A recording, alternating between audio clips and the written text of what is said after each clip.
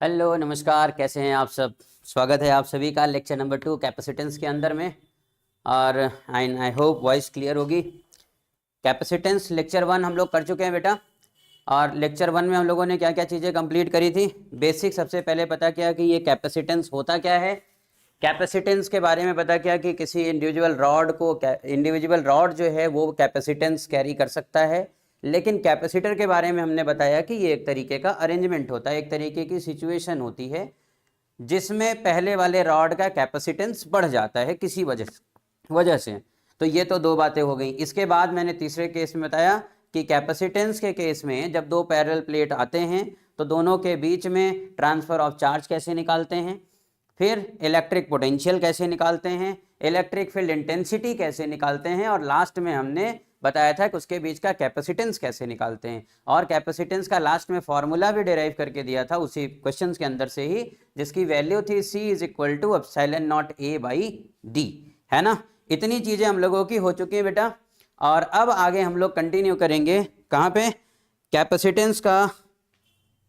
Capacitance में combination से related बातें, कैपेसिटर के अंदर की एनर्जी से रिलेटेड बातें। बिल्कुल, राधे राधे सेवेज कैट, रीता देवी, हाँ सर टाइम हो गया है, very good. Prince, good evening. ठीक है बच्चा, तो सीधे काम की बात करते हैं हम लोग, शुरुआत करते हैं लेक्चर की। और टॉपिक के अंदर में बेटा जब हम लोगों ने लास्ट क्लास में किया तो लास्ट क्लास में हम लोग पहुंच चुके थे, कहाँ तक की बात करी थी कि C इज इक्वल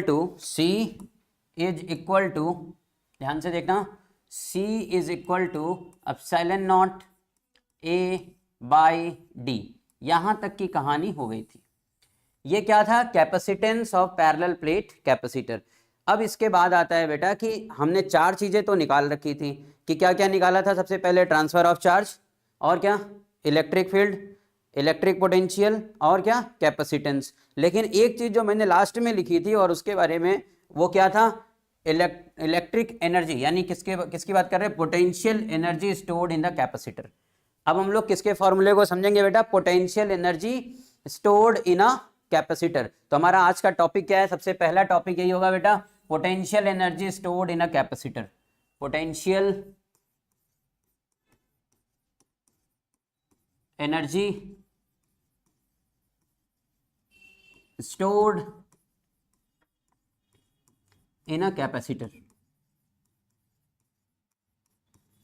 अब कैपेसिटर क्या होता है इस पे हम लोग चर्चा कर चुके हैं। अब केवल क्या समझना है कि potential energy stored in a capacitor, कि किस तरीके से हम लोग किसको डिराइव करते हैं बेटा, potential energy stored in a capacitor को क्या करेंगे, डिराइव करेंगे। तो चलो अब हम लोग शुरुआत करते हैं बेटा। सबसे पहले क्या करना होगा, इसको डिराइव करने के लिए हम लोग करेंगे क्या, एक पहले पैरेलल प्लेट बनाएंगे। क्या बनाएंगे, दो पैरेलल प्लेट्स। अब ये हो गए अपने पास में दो पैरेलल प्लेट, प्लेट P1 और ये क्या हो गया बेटा, प्लेट P2। चलो ये हो गया मेरा प्लेट P1 और ये दूसरा वाला क्या हो गया बच्चा, प्लेट P2। P1 का जो नेट चार्ज है उसको कंसीडर किया गया कितना, प्लस Q, और P2 का जो नेट चार्ज है उसका कंसीडर किया गया कितना, माइनस Q। हमने पिछले क्लास में ये बात कंफर्म किया था कि जो ये प्लस Q है, जो ये माइनस Q है, ये प्लेट के अंदर वाले सिरे पर होता है, न कि मैंने जहां पर लिखा है। केवल रिप्रेजेंट करने के लिए यहां पर लिखा जाता है बेटा, बाकी ये चार्ज कहां पे होता है, प्लेट के अंदर वाले सिरे पर होता है। तो दो चार्जेस, दो प्लेट्स हैं, दो प्लेट पे Q1 और Q2 चार्जेस हैं। अब ध्यान से देखना कि दो अपोजिट चार्ज अगर एक दूसरे से किसी भी डिस्टेंस पर रखे गए हों तो उनकी टेंडेंसी क्या होती है, बताओ, उनकी बेसिक टेंडेंसी क्या होगी। क्या ये दोनों एक दूसरे को अट्रैक्ट करेंगे या ये दोनों एक दूसरे को रिपेल करेंगे। दो प्लेट कैपेसिटर एक दूसरे से D डिस्टेंस पर हैं तो दोनों एक दूसरे को क्या करते हैं बेटा, अट्रैक्ट करेंगे, क्योंकि दोनों किस पे हैं, अपोजिट चार्ज पे हैं।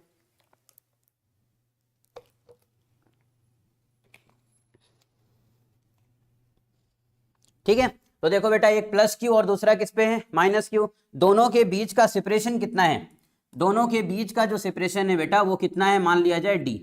कितना है बच्चा, अब ये दोनों को बीच में D सेपरेशन है, तो जो D सेपरेशन दिख रहा है तुमको, दरअसल में ये सेपरेशन खुद से नहीं है, इसका मतलब इसमें कुछ मैकेनिकल वर्क किया गया है, उस वर्क से इसको ले जा करके हम D डिस्टेंस पर सेपरेट किए। बात समझ पा रहे हो, क्योंकि बेसिक टेंडेंसी इनकी क्या है, अगर प्लस Q और माइनस Q एक दूसरे के पास में है तो अगर ये दूसरे के पास में, तो इनकी बेसिक टेंडेंसी है कि ये चिपकना चाहेंगे, और बावजूद उसके इनको कहां पर रखा गया है बेटा, डी डिस्टेंस पर। डी डिस्टेंस पर रखने का मतलब क्या है कि इस प्लेट को ताकत लगा करके, इस प्लेट को ताकत लगा करके डी डिस्टेंस पर लाया गया। और जब इस प्लेट को ताकत लगा करके डी डिस्टेंस पर लाया गया, इसका मतलब मैकेनिकली वर्क किया जा रहा है। कैसा वर्क किया गया बेटा, मैकेनिकली वर्क किया गया। और मैकेनिकल वर्क के लिए हमारे पास में एक आइडियल फॉर्मूला है वर्क डन का। मैकेनिकल वर्क के लिए क्या है बेटा, वर्क डन का एक आइडियल फॉर्मूला है। वो क्या होता है बच्चा, बोलो। Work done is equal to क्या होता है, फोर्स इनटू कितना बच्चा, फोर्स इनटू डिस्प्लेसमेंट। ये आइडियल फॉर्मूला होता है किसका, वर्क डन का। तो work done is equal to होता है बेटा फोर्स इनटू डिस्प्लेसमेंट। अब बात ये है कि अगर ये प्लस क्यू है तो जाहिर सी बात है किसकी वजह से, एक इलेक्ट्रिक फील्ड होगी, और उस इलेक्ट्रिक फील्ड के वजह से ही माइनस क्यू जो है वो अट्रैक्टेड है किधर, टुवर्ड्स द पॉजिटिव प्लेट। और उस अट्रैक्शन के अगेंस्ट में, यानी उस इलेक्ट्रोस्टैटिक फोर्स के अगेंस्ट में काम करके हम इसको कहां तक सेपरेट कर रखे हैं, डी डिस्टेंस तक। तो इसका मतलब क्या हो गया कि अगर हम उसके अगेंस्ट में काम करके इसको कहां तक लेकर के आए बेटा, डी डिस्टेंस तक लेकर के आए हैं, तो जाहिर सी बात है कि यहाँ पे जो फोर्स काम करने वाला है, क्या काम करने वाला है, जो फोर्स काम करने वाला है, उस फोर्स की वैल्यू कितनी हो जाएगी, उस फोर्स की वैल्यू होगी एफ इलेक्ट्रोस्टैटिक। भाई मिनिमम रिक्वायर्ड फोर्स क्या होगा, जैसे हमने बताया ना कि इस पे इधर से इसको ये किस फोर्स से खींच रहा होगा, इधर से इस डायरेक्शन में वो किस फोर्स से खींच रहा है, तो पता चलेगा कि सर इस डायरेक्शन में वो खींच रहा है कितने की वजह से, बोलो। एफ इज इक्वल टू कितना बच्चा, क्यू इंटू ई। किसकी वजह से खींच रहा है, क्यू इंटू ई। अब हमें क्या करना पड़ेगा बेटा कि क्यू इंटू ई के अगेंस्ट में हमको क्या करना पड़ेगा, इसे डिस्प्लेस करना है। अब अगर इसके अगेंस्ट में हमको डिस्प्लेस करना है तो जाहिर सी बात है हम क्या करेंगे, इसको यहां से यहां तक लेकर के जाएंगे। तो जब हम यहां से यहां तक लेकर के जाएंगे तो हमारे पास में वर्क डन आएगा, तो फोर्स की वैल्यू तो ये हो गई, यानी मिनिमम इतना फोर्स लगा करके हमको खींचना ही खींचना है। और डिस्प्लेसमेंट हम एक छोटा सा कंसिडर कर लेते हैं। डिस्प्लेसमेंट क्या करते हैं बच्चा, एक छोटा सा कंसिडर कर लिया। अब ये जो डी आर का डिस्प्लेसमेंट है अगेंस्ट द फील्ड हो रहा है। अब अगर ये अगेंस्ट द फील्ड है तो हम इसको माइनस का डी आर बोल सकते हैं। क्या बोल सकते हैं बेटा, माइनस का डी आर बोल सकते हैं। माइनस लगाने से घबराना नहीं बेटा, बाद में हम लोग work done on the system by the system लगा के आंसर को पॉजिटिव कर लेते हैं। तो देखो क्या हो गया, यहाँ पे हम लोग क्या बोल सकते हैं, डिस्प्लेसमेंट कितना हो गया, माइनस का डी आर। क्यों, क्योंकि अगेंस्ट द फील्ड हो रहा है। कहां पे हो रहा है, अगेंस्ट द फील्ड। तो F is equal to Q E, और डिस्प्लेसमेंट कितना हो गया, डिस्प्लेसमेंट हो गया कितना, बोलो। डिस्प्लेसमेंट हो गया हमारे पास में, मान लेते हैं कितना, डी आर। तो बताओ कितना हो गया, D W is equal to, बोलो बच्चा, D W is equal to F into कितना बेटा, इंटू कितना, डी आर, यानी माइनस का एफ डी आर। यही तो होना चाहिए। तो अब जरा बताओ कि हम यहाँ पे क्या करें, integration of D W is equal to, या डी डब्ल्यू ही अभी लगते हैं, तो D W is equal to F की वैल्यू कितना लिख दिया जाए बेटा, Q into E, Q into E, फिर क्या बोलो, इंटू कितना बच्चा, डी आर, इंटू कितना, डी आर। अब जरा बताओ कि किसी एक प्लेट के वजह से, देखो ये पूरा माइनस का क्यू क्या है, माइनस का क्यू ऑब्जेक्ट है, टेस्ट चार्ज है, और ये प्लस क्यू के वजह से जो प्रोड्यूस्ड फील्ड है उसके अंदर में ये प्रेजेंट है। तो हमें एक जनरल बात क्या पता है कि इस प्लस क्यू के वजह से जो फील्ड लगेगी उसकी वैल्यू कितनी होगी। एक प्लेट के वजह से जो इलेक्ट्रिक फील्ड होता है उसकी वैल्यू होती कितनी है, तो उसकी वैल्यू होती है बेटा E इज इक्वल टू, बोलो, इस प्लेट के वजह से जो इलेक्ट्रिक फील्ड होगा उसकी वैल्यू कितनी होगी, सिग्मा अपॉन 2 एप्सिलॉन नॉट। उसकी वैल्यू कितनी होगी बेटा, सिग्मा अपॉन, क्योंकि प्लेट के वजह से इलेक्ट्रिक फील्ड इतनी ही होती है, तो E की वैल्यू कितनी हो गई, सिग्मा अपॉन 2 एप्सिलॉन नॉट। अब सिग्मा की वैल्यू क्या है यहाँ पे, तो बताओ सिग्मा की वैल्यू हम लिख सकते हैं क्या, Q अपॉन A, यानी ये दोनों का जो एरिया है, इन दोनों का जो एरिया ऑफ प्लेट है वो सेम है। तो अब यहाँ पे दोनों का एरिया सेम है, तो फिलहाल अभी बाद में इसके एरिया की बात करी जाएगी, अभी हम इसको ऑब्जेक्ट चार्ज के तरीके से ले रहे हैं। तो हमने इस चार्ज माइनस क्यू को इतना दूरी पर डिस्प्लेस कर रखा है किसी पॉइंट क्यू के अगेंस्ट में काम करके। ये चाह रहा था कि इसको नजदीक लाया जाए और मैंने इसको डी डिस्टेंस पर सेपरेट कर रखा है। तो यहाँ पे E की वैल्यू कितनी हो गई, सिग्मा के जगह पे क्या लिख दूं बेटा, Q अपॉन A, तो यानी हमारे पास में आया कितना, Q upon 2A epsilon not. ये क्या है बेटा, ये E है।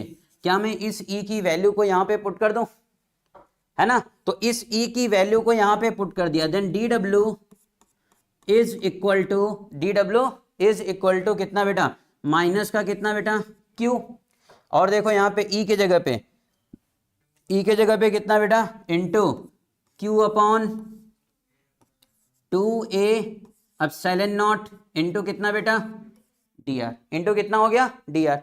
अब ध्यान से देखना कि ये क्या है, D W is equal to क्या होता है, माइनस क्यू, है ना, 2a एप्सिलॉन नॉट इंटू कितना हो गया, डी आर।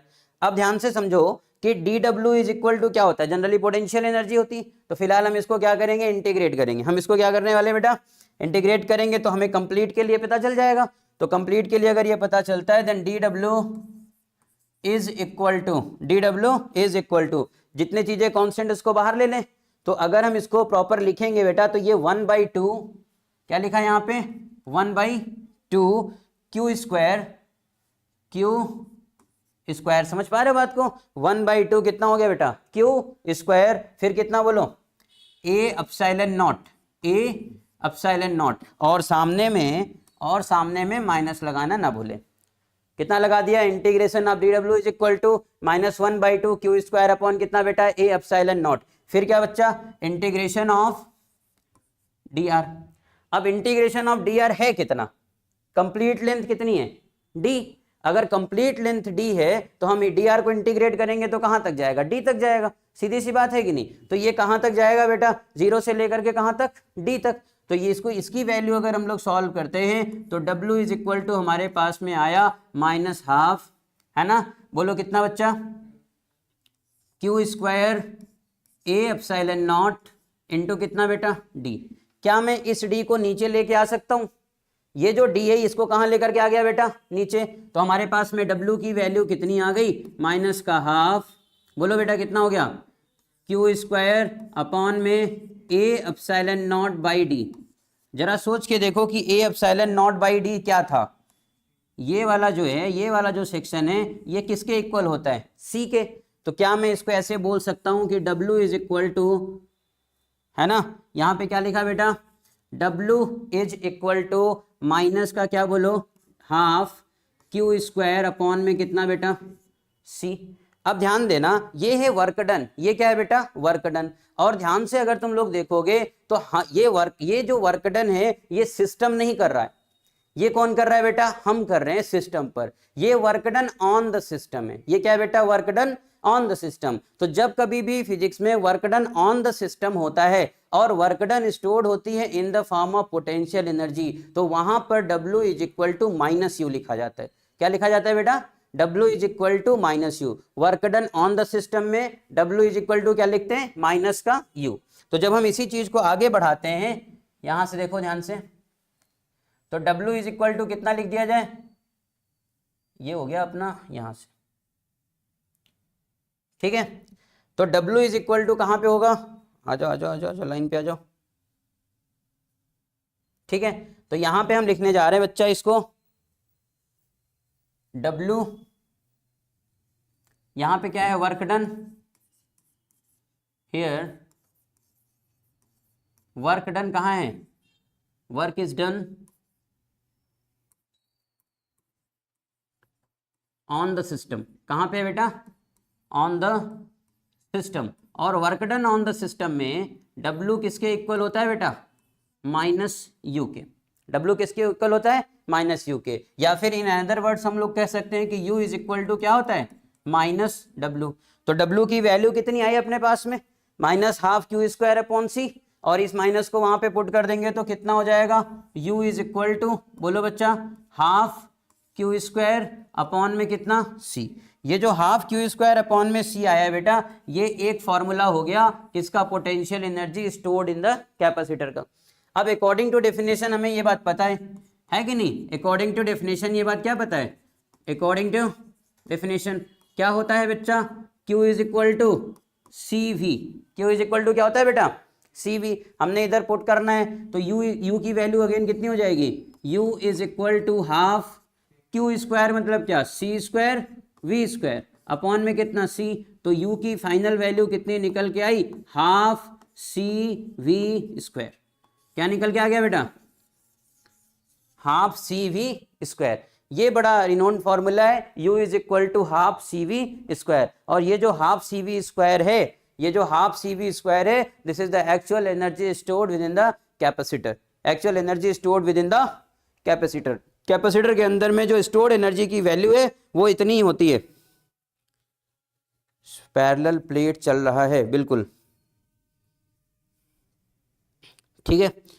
तो कितना हो गया बेटा कि parallel plate capacitor, potential energy stored in a capacitor. तो हमने यहाँ पे पैरेलल प्लेट्स बनाए और इस तरीके से पोटेंशियल एनर्जी को क्या कर रखा है, यहाँ पे डिफाइन कर दिया। अब जाहिर सी बात है कि अगर ये potential energy stored in the capacitor है, क्या है बेटा, potential energy stored in the capacitor. अब इसके बाद हम लोग कुछ चीजें इससे कनेक्ट करते हैं, जैसे नोट कर लिए थे potential energy stored in the capacitor. हमने क्या क्या स्टेप्स फॉलो किए, ध्यान देना। सबसे पहले हमने ये माना कि ये प्लस का क्यू प्लेट है, इसको कितना दूरी पे डिस्प्लेस किया गया है, डी। और फिर उसके बाद में क्या किया, वर्क डन, पहले फोर्स निकाला, फोर्स के बाद में डिस्प्लेसमेंट लिया नेगेटिव, क्योंकि फोर्स इधर खींच रहा है और हम किधर जा रहे हैं, इधर के साइड में। फिर उसके बाद में एफ इंटू डी आर किया और सॉल्व करते चले गए। बीच में मैंने ई की वैल्यू पुट करी है और ई की वैल्यू से सॉल्व करते चले आए यहाँ पे। अब silent not a upon D करके उसको सी बनाया।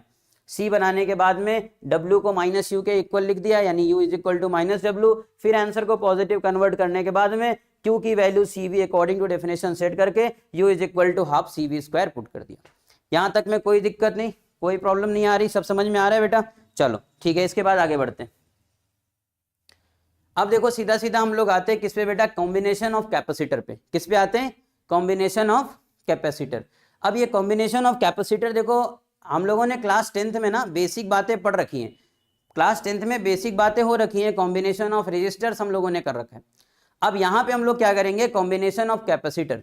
तो जैसे वहां पर combination of resistor series, parallel और मिक्स्ड होते थे, वैसे यहाँ पर भी combination of capacitor series, parallel और मिक्स्ड होंगे।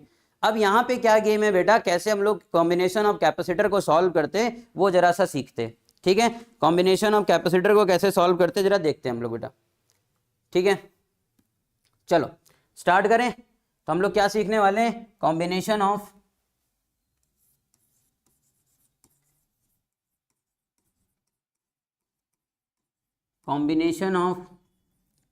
Capacitors, combination of capacitors. अब ये कॉम्बिनेशन ऑफ कैपेसिटर्स कैसे कनेक्ट किया जाता है, इसके बाद में हम लोग कैपेसिटर की और सारी प्रॉपर्टी पढ़ करके, डाइलेक्ट्रिक वगैरह पढ़ के तब इसको कंप्लीट करेंगे। यानी ये पूरी क्लास एक लेक्चर कम से कम और जाने वाली है, तो मेंटली प्रिपेयर्ड रहना है आपको। तो यहाँ पे हम लोग आगे करने वाले हैं बेटा कॉम्बिनेशन ऑफ कैपेसिटर्स। क्या करने वाले हैं, कॉम्बिनेशन ऑफ कैपेसिटर्स। आसान सा टॉपिक है, बढ़िया से समझोगे तो पूरी बात समझ में आ जाएगी। देखो कॉम्बिनेशन ऑफ कैपेसिटर के अंदर में सबसे पहले हम लोगों ने क्या बना रखे हैं, हमें एकदम बेसिक बात पता है कि कैपेसिटर बनता कैसे। कैपेसिटर बनता है बेटा कैसे, दो प्लेट के एक दूसरे के नजदीक आने से, है ना। दो चार्ज प्लेट हैं, एक दूसरे के नजदीक में आते हैं विद अपोजिट चार्ज, तो हम लोग क्या बनाते हैं, वो एक कैपेसिटर फॉर्म करते हैं। तो सबसे पहला हम लोग लिखते हैं कैसा, अब ये तुम थोड़े बहुत फ्रेंडली हो इसलिए मैं डायरेक्ट यहाँ पे लिख रहा हूँ इन सीरीज कॉम्बिनेशन। क्या लिख रहा हूँ यहाँ पे, इन सीरीज कॉम्बिनेशन। अब सीरीज कॉम्बिनेशन के अंदर में आप लोगों ने इलेक्ट्रिसिटी के अंदर में पढ़ रखा होगा कि सीरीज कॉम्बिनेशन के अंदर में करंट सेम होता था और पोटेंशियल अलग होते थे। यहाँ पर थोड़ा सा लॉजिक अलग है। यहाँ पर क्या है कि सीरीज कॉम्बिनेशन के अंदर में करंट के जगह आप बोलेंगे कि चार्ज सेम होगा और पोटेंशियल अलग होंगे। याद हो गया, सीरीज कॉम्बिनेशन के अंदर में क्या सेम होता है बेटा, दोनों प्लेट्स पर चार्ज सेम होता है और क्या अलग होता है, चार्ज सेम है और क्या अलग है, पोटेंशियल अलग है। तो चलो सबसे पहले हम लोग क्या करते हैं कि कुछ कैपेसिटर्स को कनेक्ट करते हैं। मान लिया ये कैपेसिटर 1 और ये क्या है बेटा कैपेसिटर 2, ये कैपेसिटर 3 है ना। हमने इसको क्या कर रखा है, कनेक्ट कर रखा है किसी वोल्टेज से, ठीक है। अब ये जो कनेक्शन है यहाँ पे इस तरीके का वोल्टेज दे दो, ठीक है। तो हमने जो कनेक्शन दे रखा है इसमें ध्यान से समझना कि ये किस तरह का कॉम्बिनेशन है, ये है सीरीज कॉम्बिनेशन। अब चाहो तो तुम इसको ना लिखो, कोई तकलीफ की बात नहीं है बेटा, तुम यहाँ पे क्या लिख दो B और यहाँ पे क्या लिख दो, ये अंडरस्टूड होता है कि दोनों को किसी पोटेंशियल डिफरेंस से कनेक्ट किया गया। क्लियर बात हो गई। अब ऐसे कंडीशन में क्या है कि यहाँ से लेकर के यहाँ तक और यहाँ से यहाँ तक, अब तुमको समझ में आ रहा होगा कि ये टोटल कितने हैं, 3 अलग अलग कैपेसिटर्स हैं और इनको कनेक्ट किया गया है। पहले का कैपेसिटेंस C1, दूसरे का कितना C2 और तीसरे का कितना C3। जो चार्जेस इस पर होने वाले हैं वो कितना है Q, इस पर भी कितना Q, इस पर भी कितना बेटा Q। अब चार्जेस इनके बीच में जो है कितना है Q, यानी इस पर Q, इस पर Q, इस पर Q, इस पर Q, इस पर Q, इस पर Q, यहाँ पे कितना होगा बेटा प्लस Q, यहाँ पे minus Q, plus Q minus Q, plus Q और माइनस Q। हम बेसिक केवल कॉम्बिनेशन सीख रहे हैं, तुम ये मत सोचना कि अभी हम लोग एकदम अच्छे से सीख जाएंगे कि यहाँ पे प्लस Q यहाँ पे माइनस Q क्यों आ रहे हैं। अभी डिस्ट्रीब्यूशन बढ़ाएंगे तो उसमें सीखोगे, लेकिन अभी प्रॉपर तुम्हें ये समझना है कि यहाँ पर क्या है प्लस Q है और ये क्या है माइनस Q, तो इन दोनों के बीच का जो चार्ज है वो कितना है Q, बिल्कुल सेम आ रहा है। फिर बात आती है यहाँ पे कि इसका जो पोटेंशियल डिफरेंस है, यानी किसका, पहले वाले का जो पोटेंशियल डिफरेंस है ये कितना मैंने मान रखा है V1, और इसका पोटेंशियल डिफरेंस कितना बेटा V2, और इसका पोटेंशियल डिफरेंस कितना V3, यानी इसके इसके क्रॉस में जो पोटेंशियल डिफरेंस है वो कितना है V1 और यहाँ से यहाँ तक का कितना है V2। अब इस कॉम्बिनेशन के अंदर में हमें जनरल बात क्या पता है कि नेट जो V होगा वो किसके इक्वल होगा, V1 plus V2 plus V3। अब यहाँ पे अगर हम लोग देखेंगे तो V इज इक्वल टू क्या होता है, V इज इक्वल टू होता है बेटा क्या बोलो Q अपॉन C, है ना, Q is equal to C भी होता है, तो V इज इक्वल टू क्या हो गया Q अपॉन C। तो यहाँ पे हम लोग चेक करेंगे तो इसके जगह पे क्या लिखेंगे Q upon C is equal to V1 के जगह पे क्या लिख दिया जाए बेटा Q अपॉन C1 प्लस कितना Q upon C2 plus Q upon C3। अपने को पता है कि ये तीनों एक दूसरे से खत्म होंगे, तो हमारे पास में रिजल्टेंट क्या बचेगा, रिजल्टेंट बचेगा बेटा 1 upon C is equal to 1 upon C1 plus 1 upon C2 plus 1 upon C3। ये जो C आया बेटा ये C इक्विवेलेंट है, ये क्या है equivalent capacitance. Equivalent capacitance in series combination कुछ इस तरीके से आता है। अब अगर सारे कैपेसिटर सेम कैपेसिटेंस के हैं, सारे कैपेसिटर कैसे हैं बेटा सेम कैपेसिटेंस के, तो 1 upon C is equal to क्या हो जाएगा in case of same capacitance, in case of same capacitance तो 1 upon C equivalent is equal to कितना हो जाएगा बेटा N बाई C, तो C इज इक्वल टू कितना हो जाएगा C equivalent is equal to कितना हो जाएगा बेटा C बाई N। कितना हो गया बच्चा C बाई N, कुछ समझ पा रहे हो बात को, C equivalent is equal to कितना C बाई N, ये बिल्कुल बेसिक बात है। अब यहाँ पे आया तो ये सब बातें किसकी थी सीरीज कॉम्बिनेशन की, हम सीधा सीधा किस पे आने वाले हैं, अब आएंगे हम लोग किस पे पैरेलल कॉम्बिनेशन पे। ज्यादा बातें इसके बारे में अभी नहीं सुनना है, तुम्हें केवल इतनी सुननी है जितना से तुम्हें परेशानी ना हो। क्या सीखा सीरीज कॉम्बिनेशन में क्या सेम होता है, पोटेंशियल सेम होता है, और पोटेंशियल सेम होगा तो चार्जेस क्या होंगे डिफर होंगे, और पोटेंशियल अलग अलग होता है और चार्जेस क्या होंगे सेम होंगे। तो C1 C2 C3 लिया और V की वैल्यू कितनी V1 plus V2 plus V3, और यहाँ पे कितना हो गया Q upon C is equal to Q upon C1 plus Q upon C2 Q upon C3। Potential पे पुट किया और लास्ट में ले जा करके यहाँ पे क्या दे दिया मैंने फॉर्मूला दिया। अब आगे क्या क्या कॉन्सेप्ट है बेटा बोलो पैरेलल कॉम्बिनेशन, कैसा है बोलो पैरेलल कॉम्बिनेशन। तो पैरेलल कॉम्बिनेशन में क्या सेम होता था वहां पे, करंट के केस में क्लास 10th में करंट डिफरेंट होता था और पोटेंशियल सेम होता था। यहां पर भी बेटा केवल चार्जेस अलग होंगे और क्या सेम होगा पोटेंशियल सेम होगा इन केस ऑफ पैरेलल कॉम्बिनेशन। तो चलो पैरेलल कॉम्बिनेशन का हम लोग कुछ बनाते हैं। जैसे सपोज करो कि ये कैपेसिटर है और इसका कैपेसिटेंस कितना है मान लिया जाए C1, और यहाँ पे क्या हो गया दूसरा कैपेसिटर और इसका भी कैपेसिटेंस कितना है C2, और ये तीसरा कैपेसिटर इसका कैपेसिटेंस कितना है C3। अब देखो ध्यान से इन सबका जो डिफरेंस है यानी क्या बोलो पोटेंशियल डिफरेंस, यानी A से B का जो पोटेंशियल डिफरेंस है वो कितना है VAB इज इक्वल टू कितना V, और V तीनों में सेम होगा, V तीनों में क्या है बेटा सेम है। समझ पा रहे हो इस चीज को, ये यानी ये जो मैं खींच रहा हूं इसको तुम समझ गए होगे, इसको थोड़ा सा बड़ा कर लिया मैंने, तो यहाँ पे क्या हो जाएगा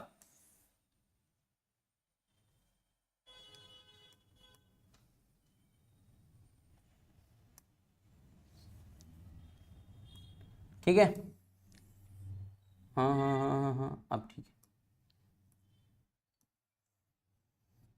चल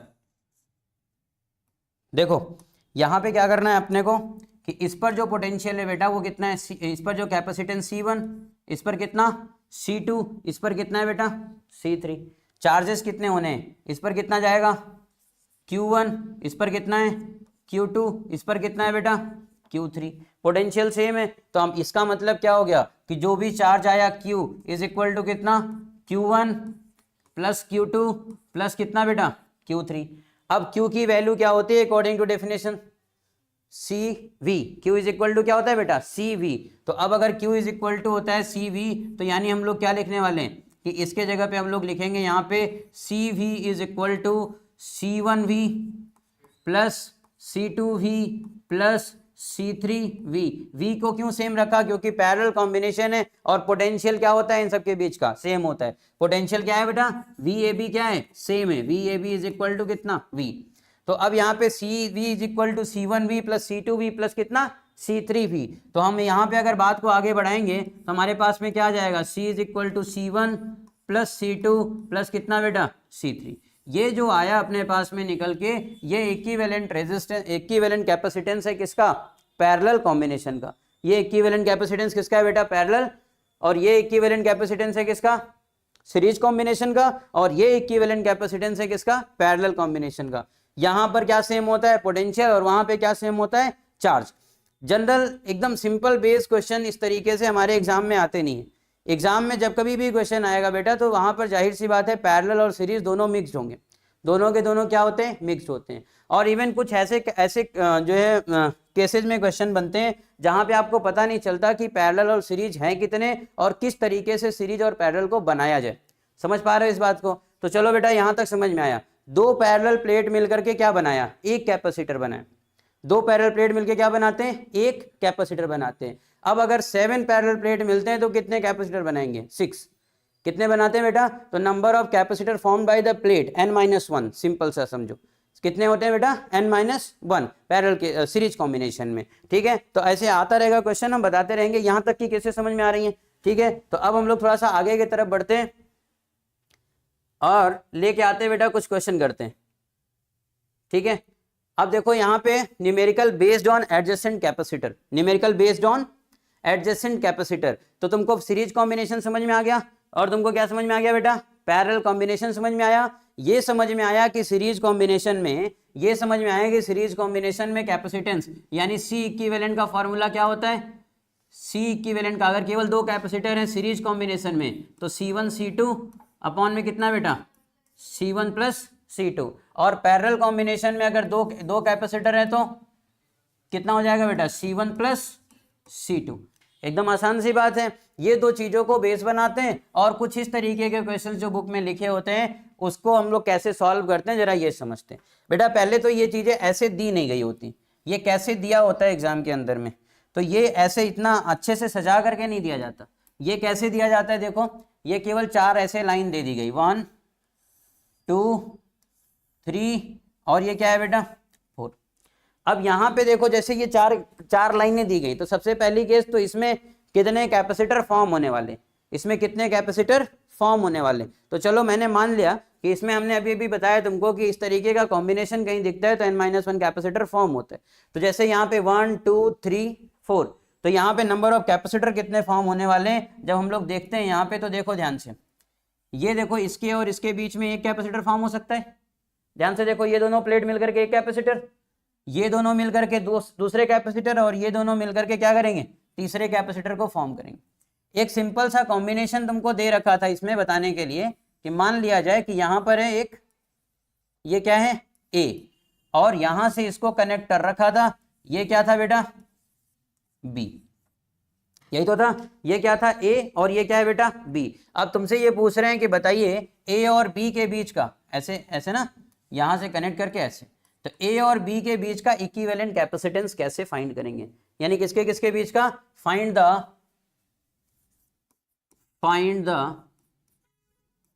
इक्विवेलेंट कैपेसिटेंस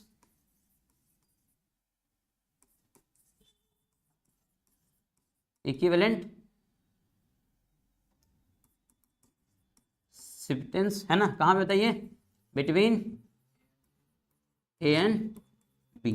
A और B के बीच का इक्विवेलेंट कैपेसिटेंस फाइंड करना है। तो सबसे पहले देखो बेटा, मान लेते हैं ऐसे ऐसे नंबरिंग करी जाती है, इसका तरीका वैसे प्रोसेस यही होता है। मान लिया क्या हो गया, ये पहला कैपेसिटर, और ये दूसरा प्लेट है, और ये कौन सा प्लेट हो गया बेटा, तीसरा, और ये कौन सा प्लेट हो गया, चौथा। तो जब कभी भी इस तरीके के कैपेसिटर्स दिख रहे हैं तो तुम्हें क्या करना है, सबसे पहले एक जगह पे क्या बनाना है, पॉइंट A, और एक जगह पे क्या बना लेना है, पॉइंट B। एक जगह पे क्या बना लिया, पॉइंट A, और दूसरे जगह पे क्या बना लिया, पॉइंट B। अब हम लोग क्या करेंगे, इसको ए और बी, 2 पॉइंट मैंने बना रखे हैं और ये दोनों पॉइंट कुछ इस तरीके से सेट हो गए।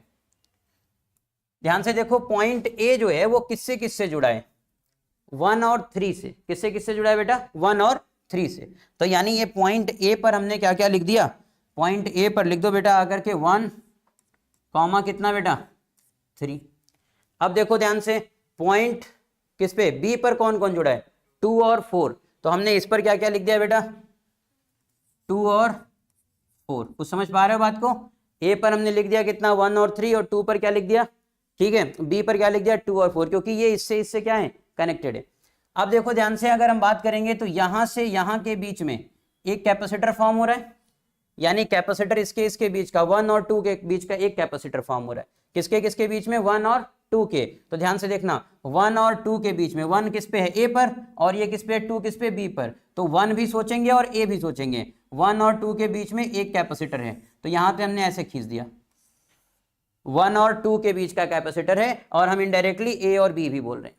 तो 1 और 2 के बीच का एक कैपेसिटर हो गया। फिर ध्यान से देखो, फिर दूसरा कैपेसिटर किसके बीच का है बेटा, 2 और 3 के बीच का। तो ध्यान से देखो, 2 और 3 के बीच में, यानी ये भी एक ही पॉइंट पे आ रहे हैं, तो यहां से कर लेते 2 और किसके बीच में बेटा, 3 के बीच में। तीसरा कैपेसिटर किसके बीच में है, 3 और 4 के बीच में। तो तीसरा कैपेसिटर 3 कहां पे है, यहीं पे, और 4 कहां पे, यहां पे। तो यानी ये बिल्कुल आसान सा सर्किट बन गया कि 3 और 4 के बीच में तीसरा कैपेसिटर आ गया। अब अगर इन तीनों का कैपेसिटेंस कितना है, C, ऐसे दिया रहता है हमेशा, ये तीनों कैसे होते हैं बेटा, इक्वल कैपेसिटर के। तो अगर इनका तीनों का कैपेसिटेंस कितना है, C, इसका भी कितना, C, इसका भी C, तो बताओ इक्विवेलेंट कैपेसिटेंस कितना हो गया, C equivalent is equal to कितना, C1 plus C2 plus C, यानी C plus C plus C is equal to कितना हो गया। समझ में कहानी आ रही है। ऐसे किया जाता है। पहले क्या, पहले A लिखा और फिर क्या लिखा, B। A किससे किससे जुड़ रहा है, A किससे जुड़ रहा है, पहले उसको पॉइंट लिख लिया, B को पॉइंट पे लिख लिया। फिर क्या बनाया, यहां से ले जा करके पहले पहला कैपेसिटेंस 1 से 2 जुड़ रहा था, तो 1 और 2 पहले जोड़ दिया, 1 और 2। फिर दूसरा किससे जुड़ रहा था बेटा, 2 और 3, तो 2 कहां पे है, यहां पे, और 3 यहां पे, तो 2 और 3। फिर तीसरा किससे जुड़ रहा था, 3 और 4, 3 इस पार है, ए पर, और 4 कहां पे है, इस पे। तो इस तरीके से इसको सॉल्व करते हैं। स्क्रीन ले लो बेटा, फिर आगे बढ़ते हैं हम लोग, ठीक है। इस तरीके के क्वेश्चंस को ऐसे सॉल्व करते हैं। नेक्स्ट, इसके जस्ट बाद जैसे मान लो कुछ इस तरीके की लाइन दे रखी है, और सबका कैपेसिटेंस कितना है बेटा, C है, ऐसा मान रखा है, और इक्विवेलेंट कैपेसिटेंस आपको फाइंड करना है, ऐसा मैं मान रहा हूं। जैसे मान लिया कि ये कैसा हो गया बेटा, पहला ये नंबर लाइन हो गई कितनी, 1, ये कैसा है बेटा 2, 3, ये कितना है बेटा 4, ये कितना है 5, ये कितना है 6, ये कितना है 7।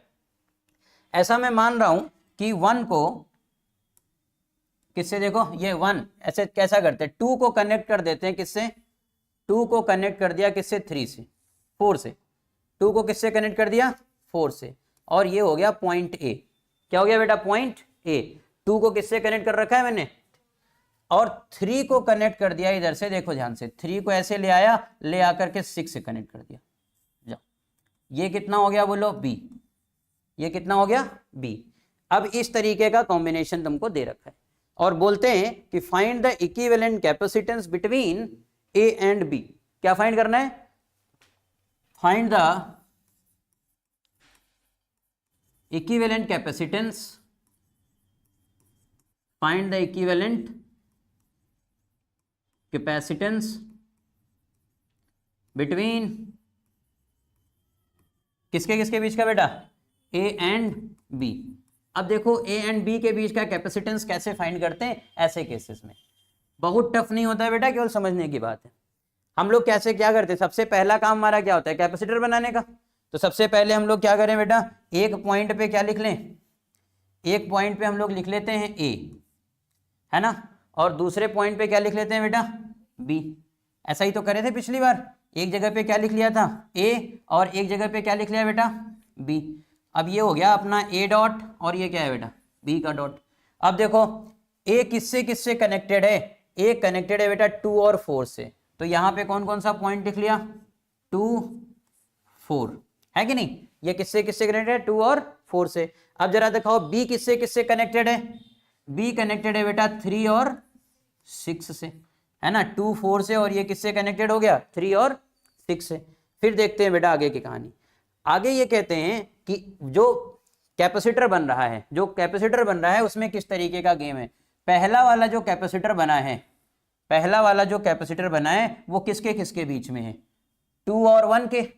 तो यहाँ पे 2 तो है लेकिन 1 कहीं दिख नहीं रहा, तो इसका मतलब हम लोग क्या करते हैं, 2 के साथ में किसी भी डायरेक्शन में कहीं पर भी 1 लेके चले जाओ, किसी भी, जब अगर 1 नहीं दिख रहा है इसके बीच में तो कहीं पर भी 1 ले जा करके रोक सकते हो। तो चलो इसके सीध में ही 1 ले जा करके हमने ऐसे रोक दिया, तुम पीछे भी ले जा सकते थे, कोई तकलीफ नहीं थी। तो 1 ले जा करके यहाँ पर रोक दिया और बोला कि ये 1 है, ये क्या है बेटा, 1 है। फिर दूसरा कैपेसिटर किसके किसके बीच में बना, 2 और 3, तो 2 और 3 तो दिख रहा है, इसका मतलब दूसरा कैपेसिटर हमारा कैसे बन जाएगा, 2 और 3 के बीच में, ये दूसरा कैपेसिटर बन गया।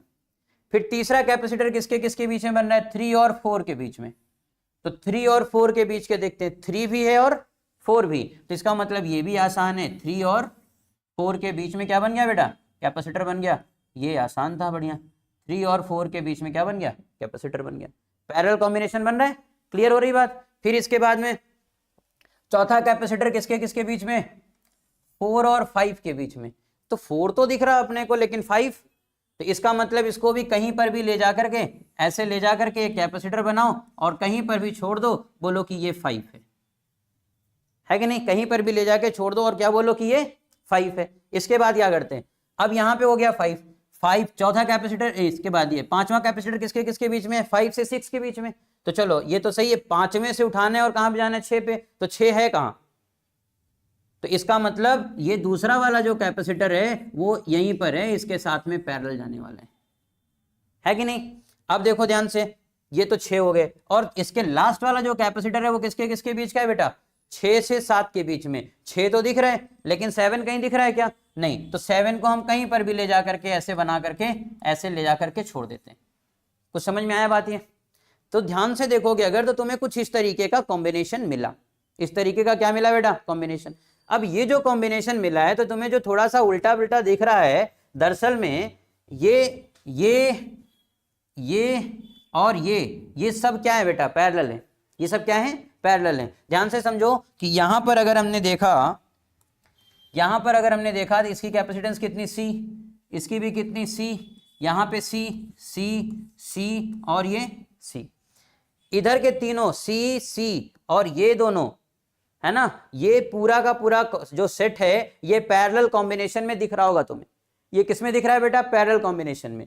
बात आई कि ये 1 और ये 2 वाले का क्या करें भैया, 1 और 2 सर्किट कंप्लीट नहीं कर रहा है, इसका मतलब ये दोनों कैपेसिटेंस को खत्म कर देंगे, ये दोनों कैपेसिटर से कोई मतलब। अब जो नया कॉम्बिनेशन निखर करके तुम्हारे सामने आ रहा है, वो नया वाला कॉम्बिनेशन क्या होगा, नया कॉम्बिनेशन जो तुम्हारे सामने बना वो क्या कॉम्बिनेशन बनेगा, समझो ध्यान से। ये मैंने इसको सेट किया, तो नया कॉम्बिनेशन क्या बन के आने वाला है, वो कुछ ऐसा बनेगा बेटा। ये हो गया अपना ए और ये क्या हो गया बेटा, बी। तो हमारे पास में पहला कैपेसिटेंस कितना हो गया, सी, कौन कौन सा, 2 और इसके बीच का, ध्यान से देखना। और फिर कितना हो गया, दूसरा सी, और तीसरा, कुछ समझ पाए बात को। ये कुछ इस तरीके का, क्योंकि ये वाला कॉम्बिनेशन और ये वाला कॉम्बिनेशन तो गया, तो अपने पास में कुछ इस तरीके का सर्किट बना। अब इसका सी इक्विवेलेंट तुम फाइंड कर सकते हो, इसका सी इक्विवेलेंट तुम फाइंड कर सकते हो। बताओ कितना आ जाएगा बेटा सी इक्विवेलेंट, अगर हम लोग फाइंड करते हैं तो सी और सी मिलके कितना हो गया, 2c। अब ये जो 2, अरे सी और सी मिलकर के c/2 हो गए। सी और सी सीरीज कॉम्बिनेशन है ना, तो सीरीज कॉम्बिनेशन में सी और सी मिलके क्या हो जाते हैं, सीरीज और सीरीज मिलकर के क्या हो जाते हैं, c/2। सीरीज और सीरीज मिलके क्या होता है बेटा, c/2। Very good very good, ठीक है। सी और सी मिलके क्या हो जाता है बेटा, c/2। तो अब यहां पे कितना हो गया, यहां पे हो गया c/2। अब ये तीनों किसमें, पैरेलल में, तो बताओ कितना हो जाएगा, C equivalent is equal to C plus कितना, देखो c/2 या 2/c, c/2, क्लियर। तो कितना हो जाएगा यहाँ पे c/2, तो कितना हो जाएगा यहाँ पे, C equivalent is equal to 5c by कितना 2। ये हो गया अपना इक्विवेलेंट कैपेसिटेंस। समझ पाए कहानी को? ये कुछ इस तरीके से सॉल्व करते हैं। देखो सॉल्व बड़ी बात नहीं है, बड़ी बात क्या है यहाँ पे सीखना कि कैसे हम इसको सेट करते हैं। आसान है, पहले से आ रहा था थोड़ा थोड़ा, ठीक है। नेक्स्ट, अब इसके बाद आता है क्या बोलते हैं, न्यूमेरिकल ऑन व्हीटस्टोन ब्रिज। इसमें बड़ी समस्या ये होती है बच्चों को कि सर अगर कभी एग्जाम में व्हीटस्टोन ब्रिज, थोड़ा बहुत तो आप जानते होंगे, अगर नहीं जानते हो तो समझो। व्हीटस्टोन ब्रिज का मतलब क्या होता है, एडजेसेंट साइड का जो एलिमेंट है उनके रेशियो सेम होने चाहिए। एलिमेंट का मतलब क्या होता है, एलिमेंट में कैपेसिटर भी आ सकता है और एलिमेंट में रेजिस्टर भी आ सकता है। इन दोनों का जो एडजेसेंट साइड का है, यानी ऐसे देखो 2 है और यहाँ पे क्या है 4 है, यहाँ पे क्या है 6 है और कितना है बोलो 12 है। तो जब हम 2 को 4 से डिवाइड करते हैं तो कितना आता है 2, और 6 को 12 से डिवाइड किया तो कितना आया 2। जब कभी भी ऐसा आ जाए तो आपको समझना है कि व्हीटस्टोन बैलेंस है, क्योंकि अभी तुम पढ़े तो हो नहीं कि व्हीटस्टोन ब्रिज क्या होता है, कैपेसिटर जब पढ़ रहे हो तो जाहिर सी बात है तुमको केवल इतना जानना है कि ये कब बैलेंस है, कब हम इसको अप्लाई कर सकते हैं और कब नहीं कर सकते हैं। तो बेटा कब अप्लाई कर सकते हैं, तुम्हें यहाँ और यहाँ देखना है। यहाँ और यहाँ देखोगे तो 2 और 4 को डिवाइड किया तो कितना आ गया, और 6 और 12 को डिवाइड किया तो कितना आया 2। इसका मतलब ये बैलेंस है। बोले ठीक है सर मैं समझ गया कि ये बैलेंस है। तो फिर बोले जब बेटा जब ये बैलेंस होता है तो इसके बीच में जो कैपेसिटर लगी होती है, इसका मतलब ये हो गया कि इन दोनों के बीच का पोटेंशियल सेम है। इन दोनों के बीच का पोटेंशियल क्या है, सेम है। अब अगर इन दोनों के बीच का पोटेंशियल सेम है तो यानी ये कैपेसिटेंस हमारे कैलकुलेशन में नहीं आएगा। ये कैपेसिटर हमारे कैलकुलेशन में, समझ में आ रहा है कि नहीं बात? बोले पहले क्या चेक करना होता है, पहले चेक करना है कि इन दोनों का रेशियो कितना आ रहा है। तो इन दोनों का रेशियो चेक किया तो कितना आया बेटा 2 और 2 सेम आ रहा है, यानी कितना 2/4 जो भी हो, ठीक है 4/2, और इधर में कितना आ गया 12/6। तो अगर हम यहाँ पे किए तो दोनों का रेशियो कितना आया 2, यानी सेम आ रहा है। अगर ये सेम आ रहा है तो इसका मतलब ये क्या हो गया, जंक्शन पे करंट या चार्ज की वैल्यू कितनी है 0 है, यानी पोटेंशियल डिफरेंस कितना है बेटा 0। अगर पोटेंशियल डिफरेंस 0 है तो बीच के कैपेसिटर को इग्नोर करना है। समझ में आ रहा है कि नहीं? इसको शॉर्ट सर्किट कहते हैं। तो यहाँ पे हमने क्या कर लिया, इसको सर्किट को हटा दिया। तो अब हमारे पास में जो नया वाला सर्किट बना वो कैसा बनता है, नया वाला सर्किट बेटा आसान सा बनता है। एक हो गया ये, दूसरा ये, और फिर यहाँ पे तीसरे किस तरीके से बोलो ये, और आया कि नहीं समझ में? तो ये कुछ इस तरीके का कॉम्बिनेशन तुमको दिख गया, ए और किसके बीच का बेटा, बी के बीच का। तो ए और बी के बीच में ये कितना हो गया 2, इधर में कितना है बेटा 4 माइक्रोफैरेड में सब, इधर में 6, इधर में कितना 12। जरा बताओ तो 1/2 1 यानी कितना हो जाएगा बोलो 4 2 जा 8 बाई कितना बोलो 6। कुछ समझ पाएगा नहीं? सीरीज कॉम्बिनेशन में क्या करते हैं, C1 C2 upon C1 plus C2। Series combination में बेटा 2 और 4 है ना, तो ये C1 C2 है। तो इसमें कैसे इक्विवेलेंट रेजिस्टेंस निकालते हैं, जैसे रेजिस्टेंस में पैरेलल में निकालते थे। तो वहां पे क्या होता था 1/R इज इक्वल टू क्या होता था 1/R1 प्लस 1/R2। ठीक उसी तरीके से यहाँ पर 1/C इज इक्वल टू होता है 1/C1 प्लस कितना बेटा 1/C2। तो इसको जब सॉल्व करते हैं प्रेम से तो क्या आता है C1 C2 upon C1 plus C2 is equal to C। उल्टा उल्टा करने के बाद में सब हो रहा है। तो 2 ही था तो इसलिए इस तरीके का गेम कर रहे हैं। तो 4 2 जा कितना हो गया 8, 8 बाई कितना 6। तो ये ऊपर में कितना आ गया बेटा, ऊपर का जो कैपेसिटेंस आया इसका कितना हो गया 8 बाई, और नीचे का जो कैपेसिटेंस आया इसका कितना आया टोटल, बोलो बोलो 12 इंटू 6 बाई कितना बोलो 18, और इज इक्वल टू कितना 4, इज इक्वल टू कितना 4। अब देखो ये दोनों कॉम्बिनेशन कैसे हैं, ये दोनों कॉम्बिनेशन बच्चा कॉम्बिनेशन हो गया इसका।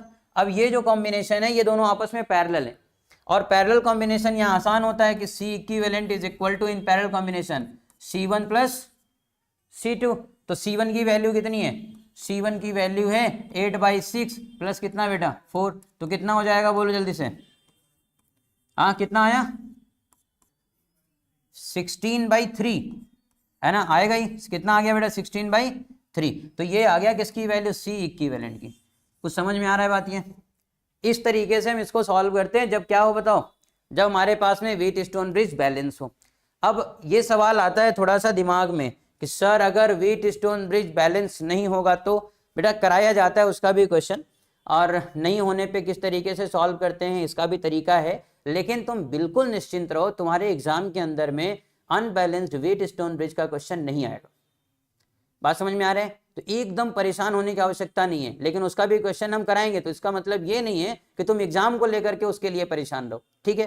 तो यहाँ पे जब कभी भी तुम्हारे एग्जाम में 2 बेस्ड क्वेश्चन आते हैं, एक तो सिमेट्री बेस्ड क्वेश्चन आएंगे, एकेडमिक है ना, तो यहाँ पे क्या है, सिमेट्री बेस्ड क्वेश्चन आते हैं, और दूसरा कैसा आता है, balanced wheat stone bridge type के क्वेश्चंस आते हैं कैपेसिटर के केस में। क्लियर बात समझ में आई बेटा? पीछे रिकॉर्ड उठा के देख लेना, 8-10 साल का पेपर, कभी तुमसे पूछा हो unbalanced wheat stone bridge capacitor के केस में तो बताना, ठीक है। अब देखो आगे चलते हैं, यहाँ पे क्या हो गया, ये कितना है ए और ये क्या है बेटा बी। इस जगह पे देखो ध्यान से, इस तरीके के सर्किट को कैसे सॉल्व करते हैं। ये आसान सा कॉम्बिनेशन है बेटा, ए और कितना है सी और इधर।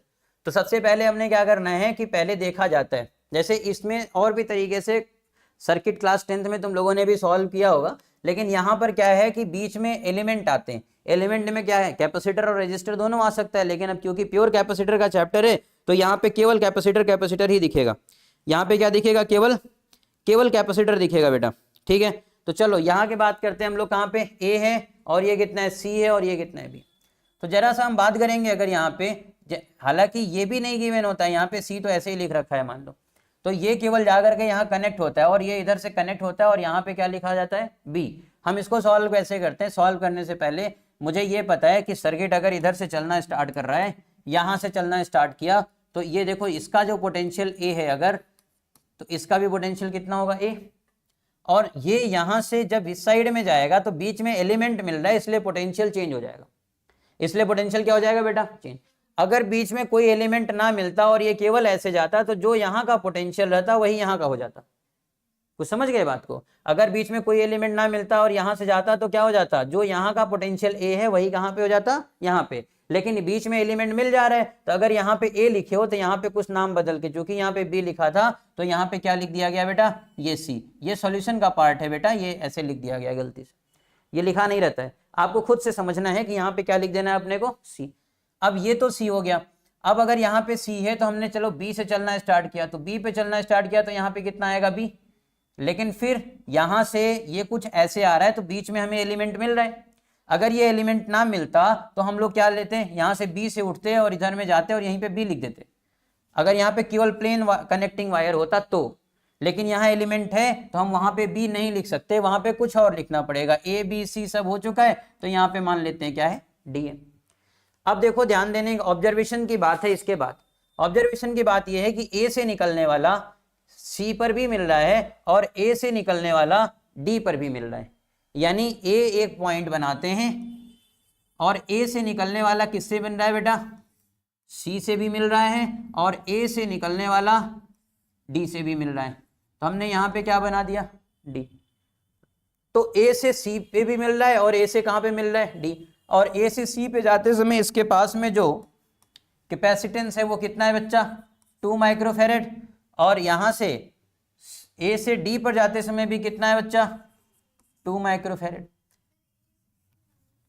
देखो ए से सी, ठीक है, और ये कितना है बेटा, ए से डी, क्योंकि यहाँ ए ही है ना, ये ए यहाँ भी है और ये बी यहाँ भी है ना।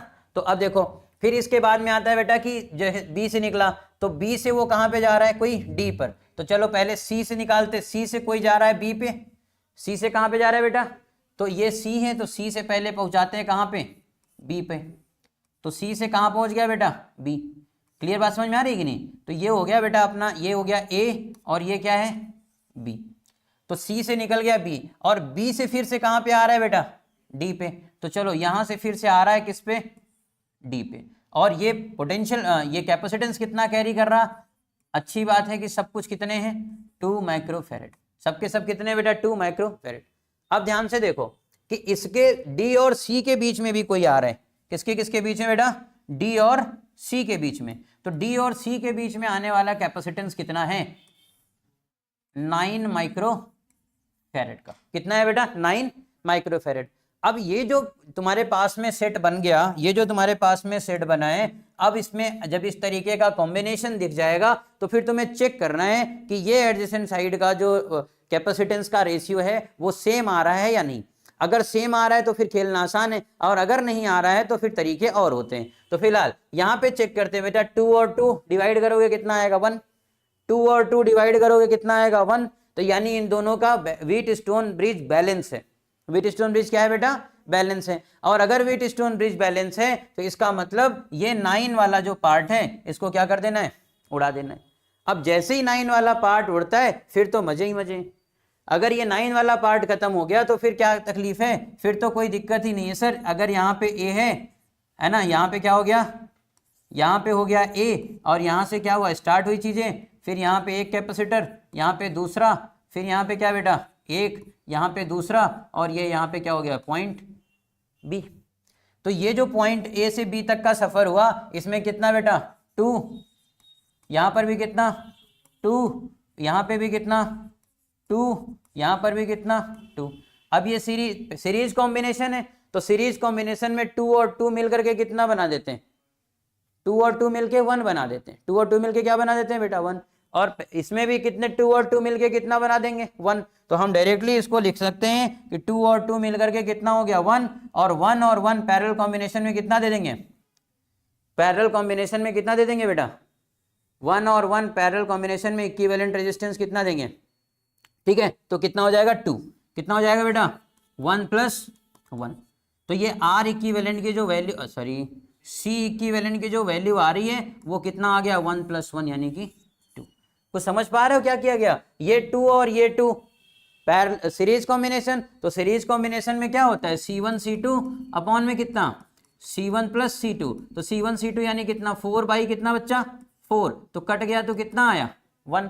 तो यही सेम चीज नीचे भी रिपीट हुआ, तो ऊपर का इक्विवेलेंट 1 आया और नीचे का 1 आया। 1 और 1 पैरेलल है तो दोनों को सिंपली जोड़ दिया, तो कितना आ गया यहाँ पे 2। तो ये सी इक्विवेलेंट आ गया 2 माइक्रोफैरड। यहां तक समझ में आया। ये सब कहानी थी बेटा बैलेंस व्हीटस्टोन ब्रिज से रिलेटेड। किससे रिलेटेड कहानी है, बैलेंस व्हीटस्टोन ब्रिज से रिलेटेड। अब थोड़ी देर की बात हम लोग करते हैं, काशिफा फरीद वेरी गुड इवनिंग बेटा। तो यहाँ पे क्या है कि अब हम लोग थोड़ी देर तक बात करते हैं किस पे, कि आगे का जो हम लोग सर्किट सॉल्व करेंगे वो किस पर बेस्ड होगा, वो बेटा बेस्ड है न्यूमेरिकल ऑन इनफाइनाइट लैडर पे। किस पर बेस्ड है, न्यूमेरिकल ऑन इनफाइनाइट लैडर। कुछ इस तरीके का कॉम्बिनेशन तुमको दिया है, ध्यान से देखो इस कॉम्बिनेशन को एक बार।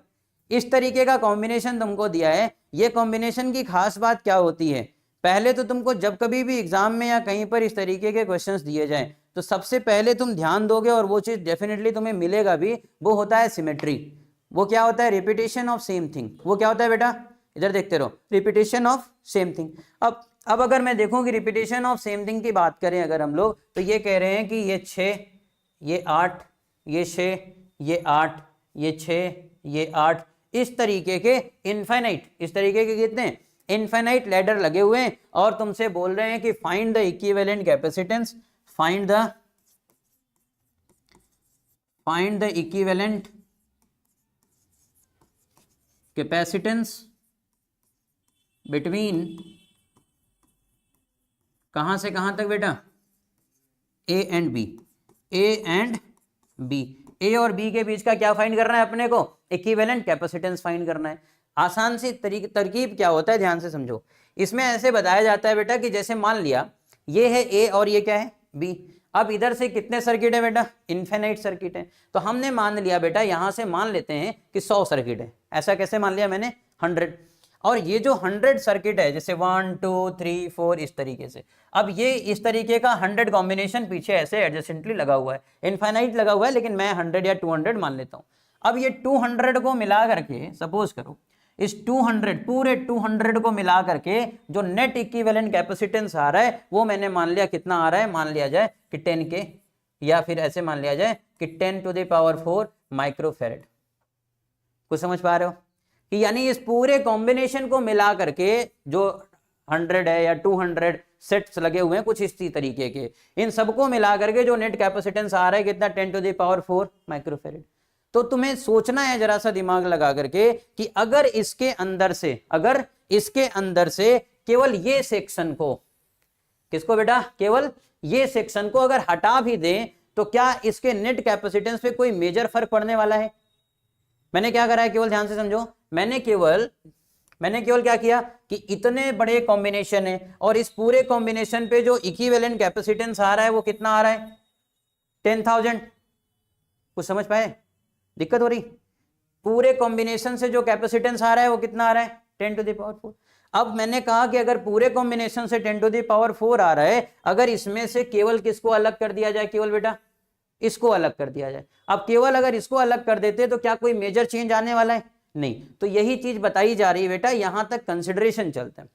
मान लिया जा रहा है, क्या करते हैं बेटा, मान लिया जा रहा है कि इन सब का इक्विवेलेंट कैपेसिटेंस, इन यहां से लेकर के कहां तक का, यहां तक का जो इक्विवेलेंट कैपेसिटेंस है वो कितना है, C।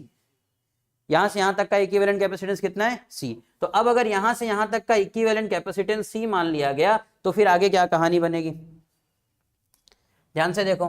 तो मैंने मान लिया कि यहां से यहां तक का जो इक्विवेलेंट कैपेसिटेंस है वो कितना है, C है। तो देखो कहां से कहां तक, यहां से लेकर के यहां तक का, लेट है ना, कहां तक बताइए, C equivalent of infinite sets, infinite sets is C, है ना। किसको किसको छोड़ करके, केवल एक को, किसको, 8 और 6 को छोड़ करके।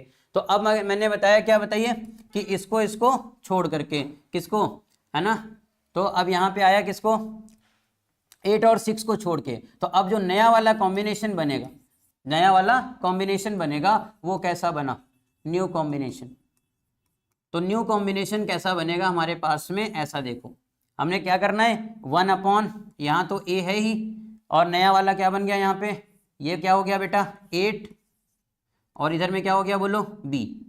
ये A है और ये क्या है बेटा B।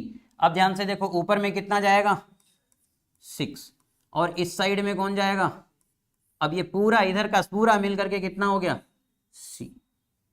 समझ पाए बात को, इस पूरे को मिला करके कितना हो गया C।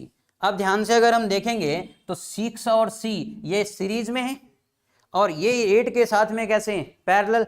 तो 6 और C सीरीज में है, 8 के साथ में वो पैरेलल हैं। देन C इक्विवेलेंट कहां से कहां तक बेटा, है ना, कहां से कहां तक, A से B तक इज इक्वल टू कितना हो जाएगा, ये देखो ये दोनों पैरेलल में है ना, तो और वो दोनों, ये दोनों किसमें है, सीरीज में। तो सीरीज का क्या फॉर्मूला होता है, इन दोनों को सॉल्व करके क्या फॉर्मूला लिखेंगे, C1 C2 upon C1 plus C2। कुछ समझ गए बात को, अरे इतना तो खेल ही सकता हूं यार कि 6C इज इक्वल टू कितना भाई, C इक्विवेलेंट सीरीज कॉम्बिनेशन है, तो C1 C2 अपॉन क्या होता है, C1 प्लस C2। तो C1 C2 इंटू कितना 6 प्लस C, तो ये हो गया अपना C इक्विवेलेंट इधर का। अब ये इसके साथ में क्या है, पैरेलल है, तो ये अगर इसके साथ पैरेलल है तो क्या मैं यहाँ डायरेक्टली ऐसा लिख सकता हूँ 8 प्लस कितना बेटा 6C अपॉन में कितना 6 प्लस C, अपॉन में कितना 6 प्लस C। अब तुमको पता है कि इधर का जो कैपेसिटेंस माना है एक्चुअल में वही इक्विवेलेंट कैपेसिटेंस था, वही क्या था, क्योंकि इसका चेंज क्या ही दिखेगा, इसका चेंज कुछ नहीं होता है। तो इसका मतलब C इक्विवेलेंट भी क्या है बेटा, C है। C इक्विवेलेंट भी क्या है बेटा हमारे पास में, C है। तो अब हम लोग इसी बात को आगे बढ़ाते हैं, तो हमारे पास में क्या आ गया कि C इज इक्वल टू, बोलो बेटा 8 6 कितना आ गया यहाँ पे 48 प्लस कितना 8C, है कि नहीं जी, कितना हो गया ये, ठीक है, और प्लस कितना 6, समझ पाए कि नहीं, इसको क्या कीजिए 48 8C plus 6C, C into LCM लिया था इसको 6 प्लस C को, उसको मैं इधर भिड़ा रहा हूं, तो कितना हो जाएगा बेटा 6 प्लस, ठीक है कोई दिक्कत नहीं, इतना तो कर सकता हूं ना। इसको एलसीएम लिया 6 प्लस C को, फिर उसके बाद ऊपर वाले को सॉल्व करके यहां लिख दिया, नीचे जो 6 प्लस C आया था इसको ले जा करके इस C के साथ में मल्टीप्लाई कर दिया।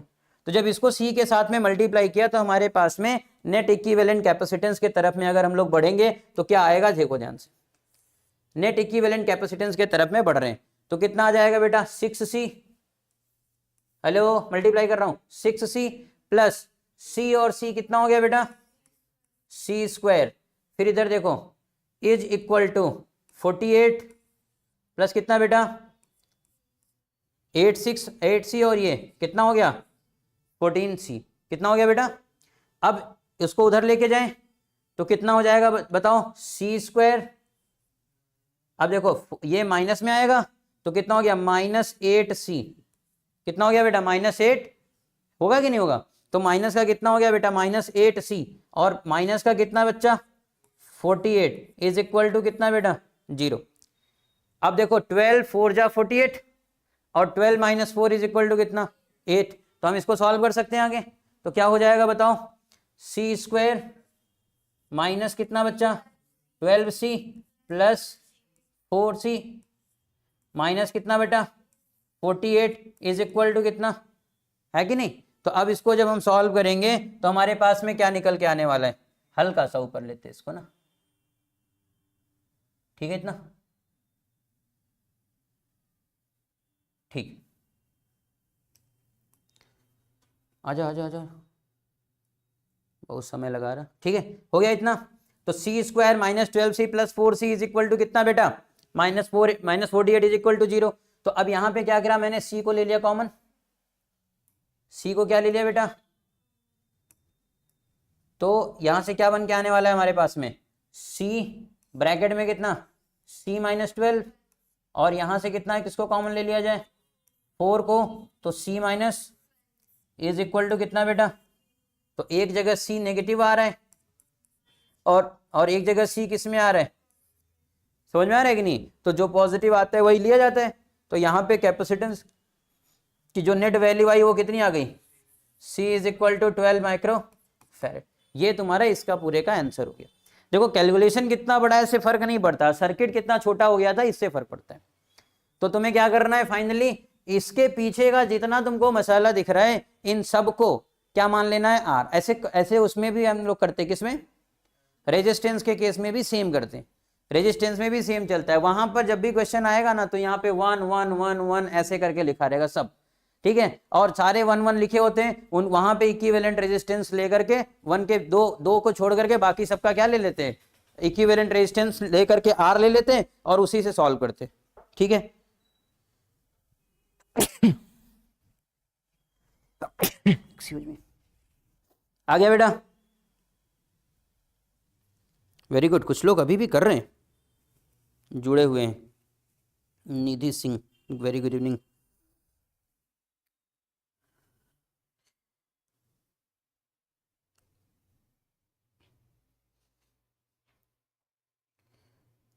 ठीक है समझ में आ रहा है बेटा, चलो आगे बढ़े,